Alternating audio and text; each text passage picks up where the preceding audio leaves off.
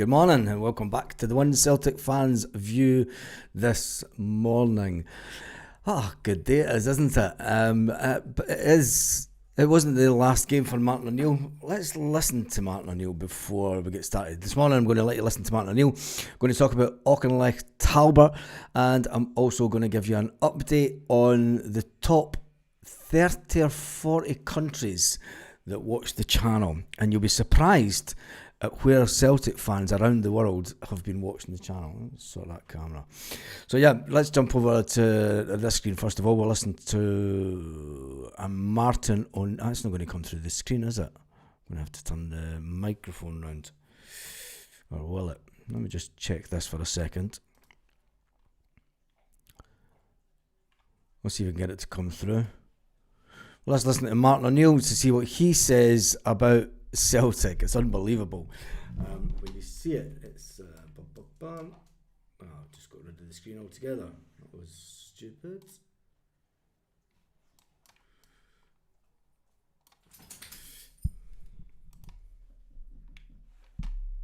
Let's see if we can do this. What does this football club mean to you? Yeah. Oh, everything, Ray, absolutely everything, so, and I remember the time that my father said, when I was trying to become a professional player, he said, if Celtic ever come for you, he said, you go there. And Celtic did come and watch me play when I was playing for a team called Distillery in the Irish League, and I was hopeless. So they never came back again. So the second best thing is managing the team. And they came for you twice. And they've come for me twice over a period of incredible. You haven't changed a bit. I think I have. What does this football club mean to you? Yeah. Oh, everything, Ray, absolutely everything. So, and I remember the time that my father said, when I was trying to become a professional player, he said, if Celtic ever come for you, he said, you go there. And Celtic did come and watch me play when I was playing for a team called Distillery in the Irish League, and I was hopeless. So they never came back again. So the second best thing is managing the team. And they came for you twice.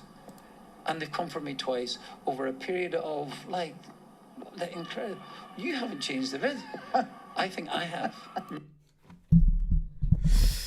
That's Martin O'Neill.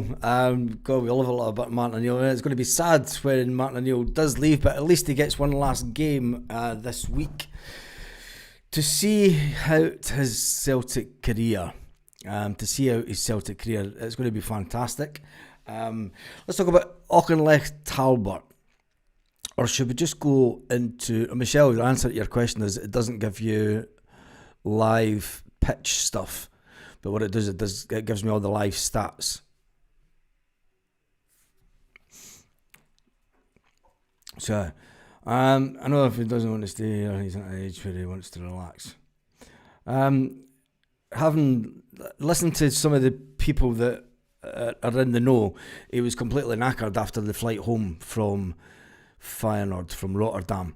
And, the flight landed at something like 2 o'clock in the morning. They didn't get home till 3. Time you get settled down, 4 o'clock in the morning, and then he's back up again and going into Celtic Park. I know that I can't even do it at this age. Never mind being 73 and being expected to. It's a young man's game, football management, really, isn't it? Right, let's dive into something else before we go into Auchinleck Talbot. It was Desmond, I think, that asked about the... Just because I need to change the screen. We'll go, and that's... So this is the stats from countries around the world before we go into Auchinleck Talbot. I'm going to show you this. So this is the top 30 odd countries around the world. Obviously, United Kingdom is at number 1, then Ireland, then Australia, then United States, then Spain. Just shows there's a lot of Celtic supporters here in Spain, a lot of retired ones. Then Canada, then the Netherlands, then Germany, then Thailand, then France, then Denmark, New Zealand, Italy, Sweden, Jersey, Portugal, Brazil. I don't know why Brazil's highlighted. Belgium, Poland, United Arab Emirates, Norway, Albania, all those dodgy, pesky Albanians watching Celtic, South Africa, Azerbaijan, Nigeria, Morocco, Senegal, Austria, Turkey. What is it about countries just changing their name? Turkey. It was Turkey. They don't vote for Christmas. Tunisia, Greece, Indonesia, Japan, Switzerland, Kenya, Mexico, Colombia. You just see somebody watching the Celtic game.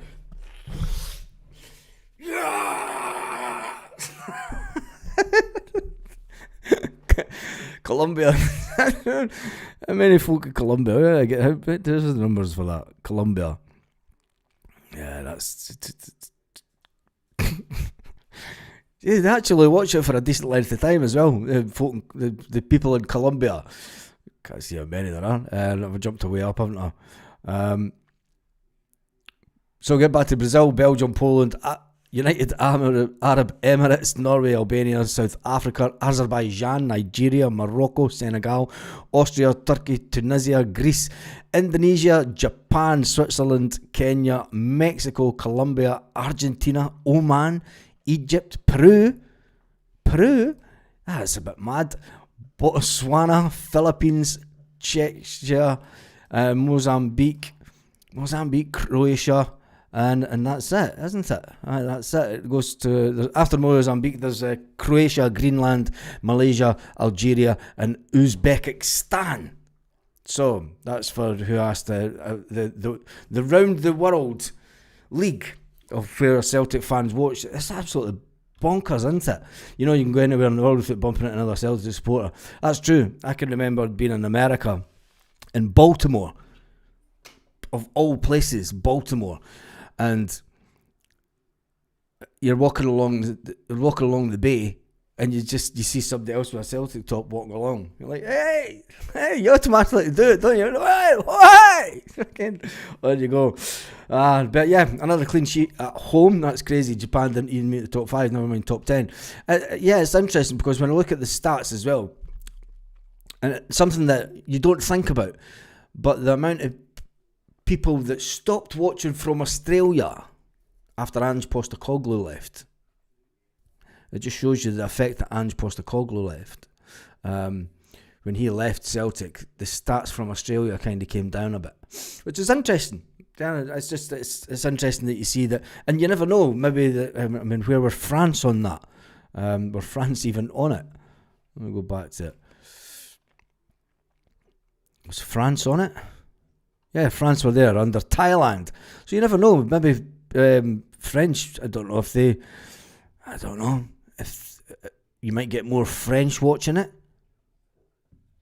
Canada as well. I mean, Canada gets a lot of views. So you never know. France might pop up the league a bit. But it is interesting, just from a stats point of view, that I've seen how the Australia stats have declined a bit since Ange Postecoglou left. Right, anyway, that's enough of that this morning. Let's get on to Auchinleck Talbot. Auchinleck Talbot sold out their... there must be a room for 20 people. And sold out their posh seats. Their posh seats within minutes of the announcement last night. Auchinleck Talbot, Celtic will play them in early January as Celtic try to get back the trophy. The Scottish Cup's ours, isn't it? I mean, it's a cup that Celtic love winning, and I always think that the Scottish Cup, it's always good to do well in the Scottish Cup because the Scottish Cup's the last game of the season, and when you win the Scottish Cup, you go into the summer, and you're all nice and happy. Do you know what I mean? You're all nice and happy with the fact that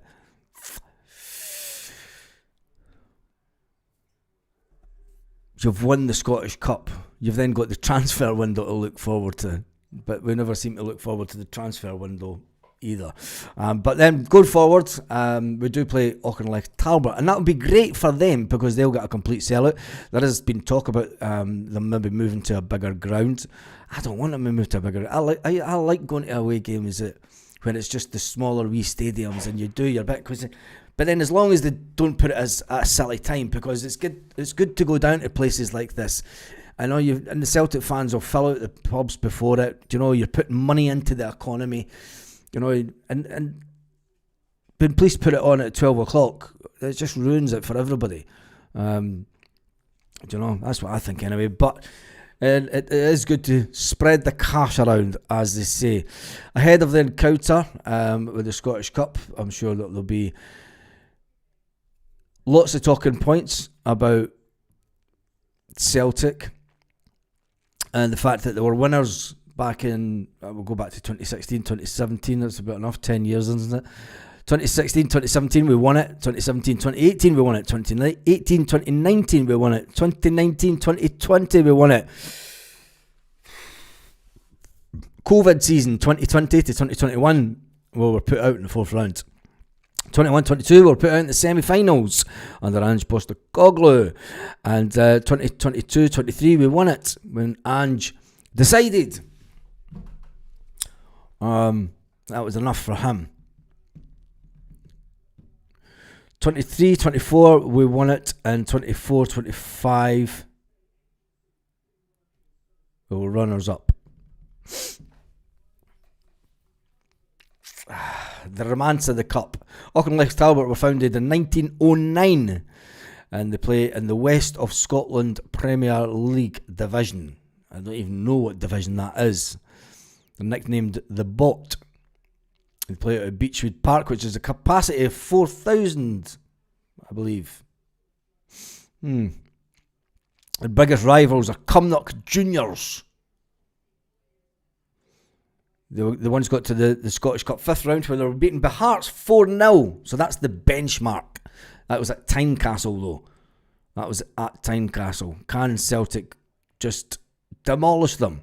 Can remember Arbroath away years ago. In fact, Arbroath drew with Celtic, didn't they? And they took it to a replay up in Arbroath. I remember that. It was something else. But anyway, we move on. Let's jump into some of the Scottish. Canada, the Scottish disposal. I'm raging. Nothing was even announced about the hospitality. The hospitality was sold out in record time. Real funny handshakes for the hospitality though. Last time I was in Belfast, I never saw one Celtic fan. I don't know. I have no idea. I don't think that Belfast is the type of place that you walk about with your colours on though. Just saying. I don't know if it's changed much, but it never used to be. Don't know. There used to be a time that you would never get Celtic fans walking about Scotland with Celtic tops on. Do you know, there was a long time, a good period, Celtic fans would only wear their tops on a game day and go into games. You never really walked about Scotland years ago with Celtic tops on. During the late 80s and 90s, it just wasn't a thing. Do you know, during the 80s, nobody really wore football tops. The whole walking about the street with your colours on was something that came around in the sort of late 90s after the casual era had died out. And clubs realised that they could merchandise more, and on Rangers on their road to 9 in a row, they walked about the street brazenly with their tops on because, the fucking people, come on, son. Auckland Talbot Stadium, is it not be too small? I don't know, I don't think so. Scottish Cup game, that's the romance of the Cup, you know, you get to go. We played at Stranraer. How much does Stranraer hold? I can remember going down to Stranraer and Police Scotland put it all over the newspapers because they had bags and bags of bevy at the side of the road at the police check. And I can remember when they put it on Twitter because we replied to them and you never got ours. And we had probably as much bevy on the bus as what they had sitting at the side of the road. But that was the good old days. I do not suggest that people drink on buses going to games just because the driver can get a big fine. Although I nearly got a fine a couple of times, but I managed to get us out of the situation. I thought the game would be moved to Killie or a junior ground. The Polish won't like that. I hope it is kept at that game. I do hope that it'll be moved. It's too small a team to host a team like us. Nah, not at all. Not at all. I think that it'll be good. Be good for the town. Do you know what I mean? It's a small village, holds only 4,000. Sure, we'll move it and gain more profit. No, because then they need to pay for the stadium. Don't know, why would they want to pay to rent another stadium? And that takes a big chunk of the money out. Will it be on TV? Maybe. The romance of the cup, Celtic going to a game like that. But I think that it's always good when you go to these smaller grounds. We've done it over the years, and I don't think it should change. Don't think it should change.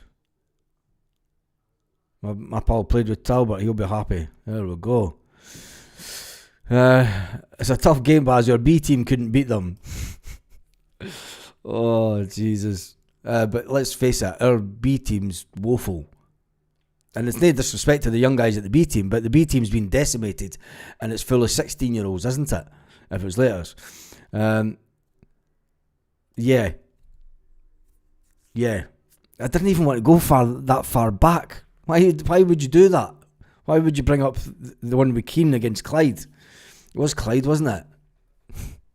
It was his first game or something, wasn't it? It was terrible. Danny McGrain, our Broth manager. Would Wade Fair be? Jesus God. Oh, morning, Peter. Right, I'm going to jump through.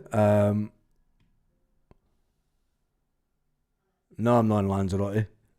No, I'm not in Lanzarote. I'm nowhere near it. That's but on a different part of the world. But as they'll move the game to a Monday night for TV, I'm hearing, oh, don't do that. Really? Do you know, they just don't. Well, the good thing about it, if it's a Monday night, you get folk taking the Monday off, Monday club, and then going down there and then just filling the pubs all day. So yeah, have at it Monday night. Pubs will be like that. Made more money in a day than I made in a year. Landlords will be like that. I'm taking the week off. Take the week off after the game. Definitely take the week off. But anyway, right. So that is all you need to know about Auchinleck Talbot. I'm sure there'll be lots more chat about it come the time, because before then, Celtic have got an unbelievable amount of games. That game, incidentally, will be played on the 17th and 18th of January. I can't see how it could be played on a Monday night, because they usually do the draw for the next round after the last game on the Sunday.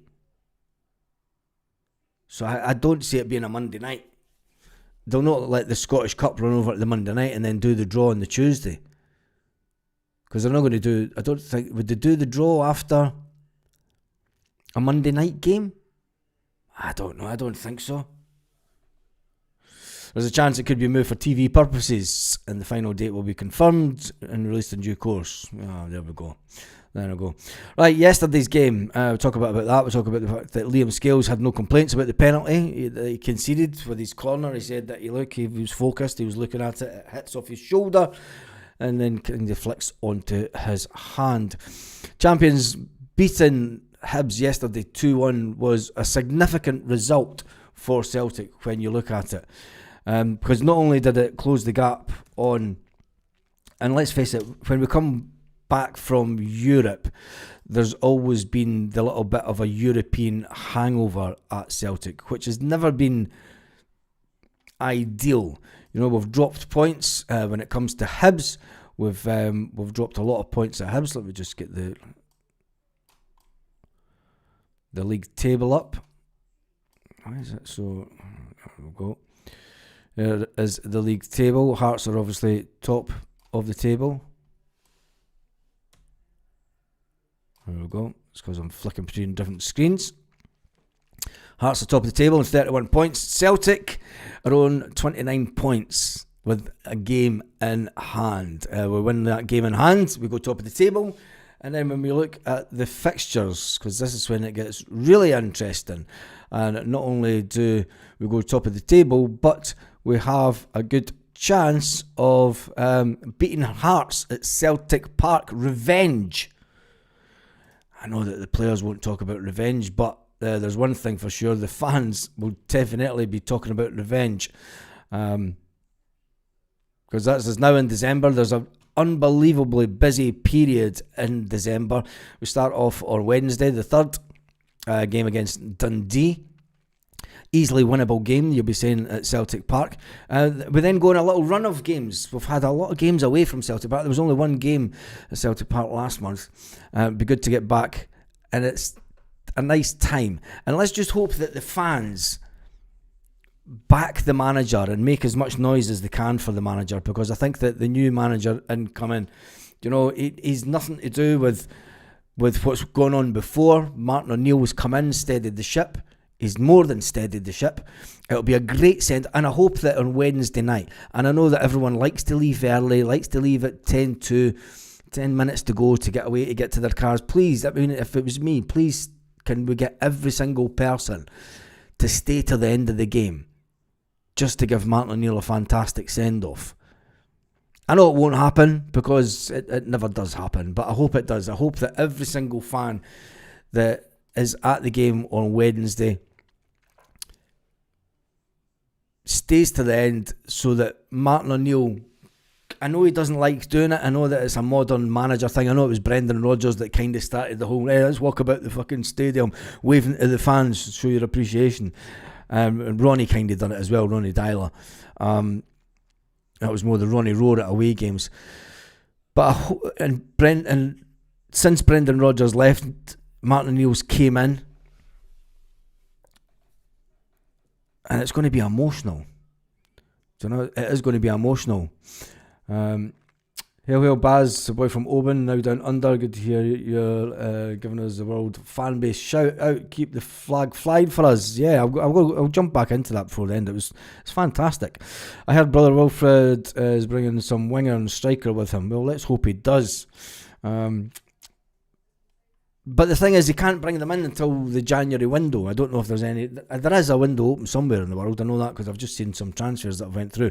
But anyway, the big game for us is next Sunday, Celtic Park. These times, they're European times, so just when you're looking at this screen and see the times, don't worry about it. And that is just showing me the times for Central Europe. Sunday against Hearts, a must-win game. That will put us a few points in front of Hearts, and then we've got Roma. There's some exciting news coming about the Roma game, but that will be divulged closer to the time. So yeah, Celtic Park will be rocking for the Roma game. I think that'll be it's going to be a hard game, but can Celtic get the win at home in Europa? I think that they can. And then we go away to Hampden again. Hampden. I should have flew in on a Thursday, shouldn't I? I've totally fucked that one up. Never thought of that at all. So I've just realised that I'm flying a day late. Never mind. But anyway, that actually worked out for the best.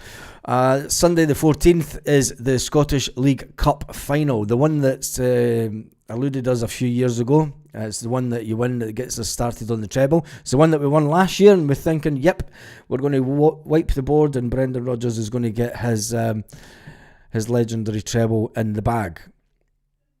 Can Wilfred Nancy come in to Celtic and win this one and set himself up nicely for a treble? 17th of December, we go away to Dundee United, and then we're back at Celtic Park on the 21st of December. Just days before Christmas. That game has always got people missing from it because people are doing late Christmas shopping. So it'll be interesting to see the attendance for that one for Wilfred Nancy. And then on the 27th of November, I hate it when there's no games on Boxing Day. Boxing Day was always a good day for going to the football. Remembers the Dundee riots back in it. There wasn't even a riot in Dundee. Do you know what I mean? It was Celtic fans singing songs, but that was the papers just went overboard. And then Motherwell, away to Motherwell. So we've got two away games quite quick. Motherwell's going to be a fantastic test because they're riding high in the league, and they're probably the best playing side in Scottish football at the moment, even though they got rid of their fantastic midfielder. And then it takes us to January. Celtic Park, 3rd of January. Well, that would be the day that they've had enough and that they have decided, yeah, we need a new manager again. And then January will take care of itself. Bologna, away to Bologna. It's going to be cold. That'll be cold and snowy. Falkirk, Hearts, Utrecht at Celtic Park. January's not a bad month for football. Also, get way ahead of yourself, don't we? But anyway, right, that is that. Celtic news-wise, we all know that it's been delayed. Celtic management position. There has been a paperwork hold-up. Martin O'Neill admitted yesterday that he will take Celtic again on Wednesday night. Coffey says, I don't think it'll be his last game. You don't think it'll be his last game? Stevie. I went to Dundee that day. There was more of a riot in my house because I was going to that game. Yep. I'm lucky I was single at the time, so it was like I'd got Christmas Day over at my parents and stuff, and it was like, right, I'm away to the football the next day. But yeah, it was a laugh that day, wasn't it? I thought it deflected off your body and your hand. It's not a penalty, I'm sure. Do you know what, Paradise Fan? I'm not going to worry about VAR decisions and that going forward, because it's always been the case. We spoke about it in the live yesterday. That Celtic, it's always been the case of Celtic that you've always got to beat the referee. You're not just beating the players, you've always got to beat the referee as well. VAR's no different. We've always got to score more goals than the opposition, and as long as we abide by that, and as long as we keep reminding ourselves that we just need to go out and score more goals, we'll win games and we'll win trophies and we'll be successful. I think that Martin O'Neill needs to be here for the Hearts game. There's a lot of people saying it needs to be here for the Hearts game, but I mean, all he did was he only won one game to get us to the final. I mean, there was games before it. I mean, you could say that, well, bring back Brendan Rodgers for the final. That would be a bollock, wouldn't it?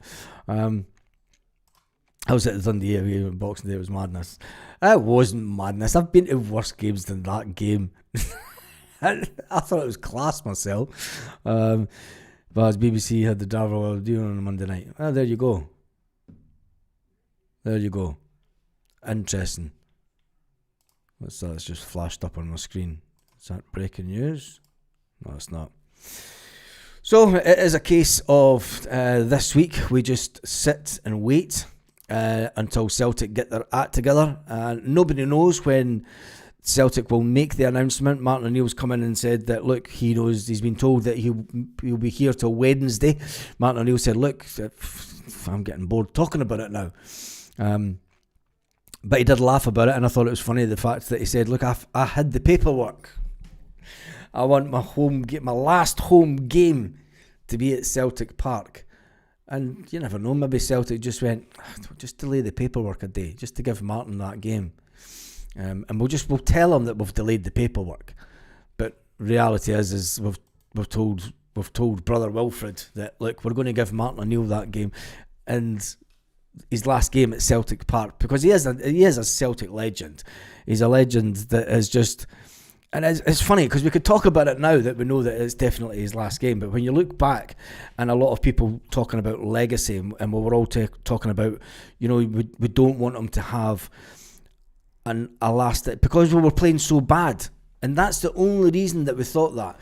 We only thought, we don't want him to come back, and we're playing absolutely woeful just now. The players are in a bad place. To watch this is just terrible. Martin O'Neill's going to have to come in here and try and pick this lot up.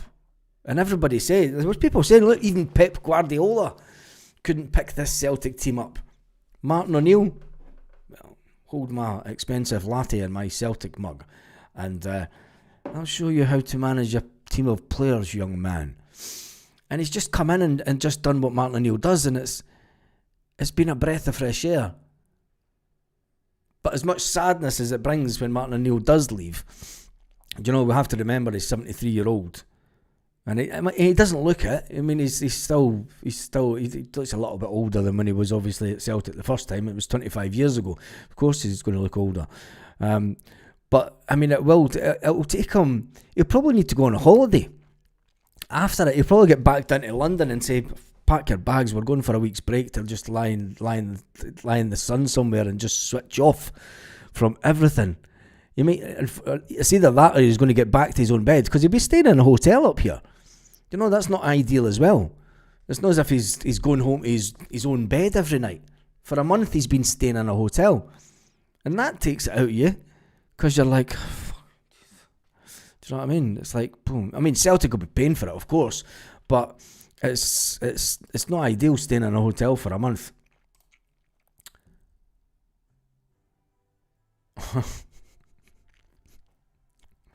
Yeah.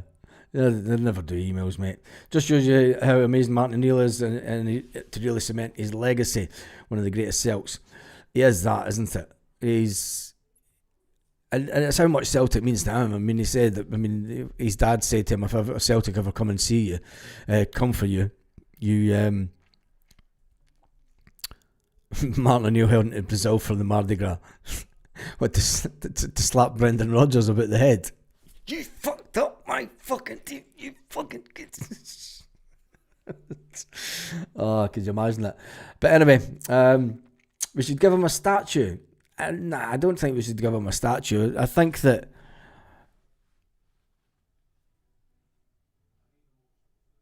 maybe calling a stand after him. Do you know? And I think we should change the name of the North Stand. But then it's where do you go? Because Tommy Burns needs remembered at Celtic, you know. 73 and still in a tracksuit. I'd all on it. It's brilliant, isn't it? It gives us all hope, doesn't it? And he only wears it for the games, and it's proper old Celtic style. Do you know, you only wore a Celtic strip when you were going to games. He's proper old school manager. It's like, I'm going on the pitch. I'll wear a tracksuit. What about Yang? He's turned into something completely different. There's a lot of players. And, you know, we said about it that Martin O'Neill has sat down with all the players and he said, look, if you're not getting picked for the team right now, don't worry about it. Do you know, there's a new page turning. There's a new chapter. There's a new chapter in the Celtic story. And this is what we need to give ourselves a pinch for as well, is we've just sat through a month's period. We've just sat through a piece of history that we're going to be talking about for years to come. Do you know, a lot of us of a certain age reminisce about Martin O'Neill and the run to Europe, and we've spoke to our kids about it. And do you know, I've got pictures, me and my two daughters, the day that we won 6-2. And I've had that, and they love that picture. But then to them, it's my dad's memory. They don't know what happened that day. Well, we beat Rangers 6-2. Fucking fantastic day. Two of them are in their strips just as young kids, and they've never seen Martin O'Neill. You know, they never seen Martin O'Neill team. But now our kids have seen a Martin O'Neill team. And it's just extended his legacy even more. We've sat and watched a real-time piece of history happening. And when it's all happening, when it's real and it's live, none of us think about that part of the legacy, the memory. Because all he's done is he's brought, for a lot of people, he's brought back memories of good times. When over the last 6 months, there's been a lot of negativity about Celtic, and the fans have been negative, and you know, there still is a big part of, as Martin O'Neill says, you know, it's a sad day for Celtic when it turns into a fucking ruckus the way that the AGM did. And for all the stick that Martin O'Neill got for that statement, I said, fair enough. He's allowed to say what he wants. He's 73-year-old. He doesn't give a fuck. And when you get to that age, listen, you've got fucking more experience than you've got time. So you could say whatever you want in life. And I just think it's been brilliant on being here. And we'll talk about the remember the Martin O'Neill November. We'll talk about that for years to come. And how it changed Celtic again. You know, Martin O'Neill coming in all those years ago changed the direction of Celtic. Changed the way that we were going to go forward from that day on. Bringing him in again 25 years later is like pressing a reset button.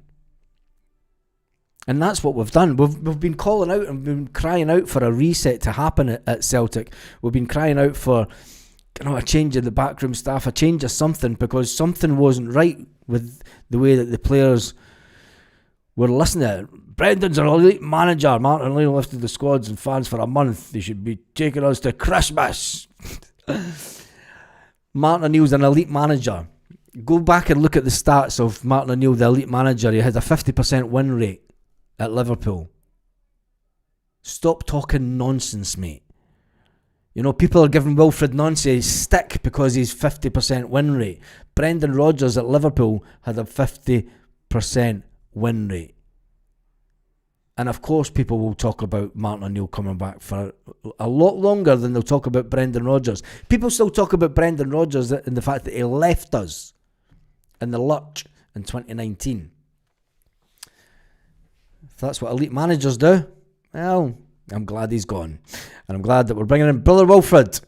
Anyway, on that note, that is me done. I've done my half an hour this morning. O'Neill's a better coach than Rodgers. Yeah, you're getting the last comment, mate. About a sensibility. And he's proven that he's a better coach than Brendan Rodgers. He may not have won the trebles that Brendan Rodgers has won, but did Brendan Rodgers come into Celtic and Scottish football when it was in easy mode? Here's the question. Could Brendan Rodgers and his style have beaten the big spending Rangers back in the day? Brendan Rodgers left us twice. He did. He walked out on us twice. But if that's a Leeds manager, who cares? It's all about Brother Wilfred, and he's up next. And on that note, have a fantastic day, Celtic fans, wherever you are, all around the world.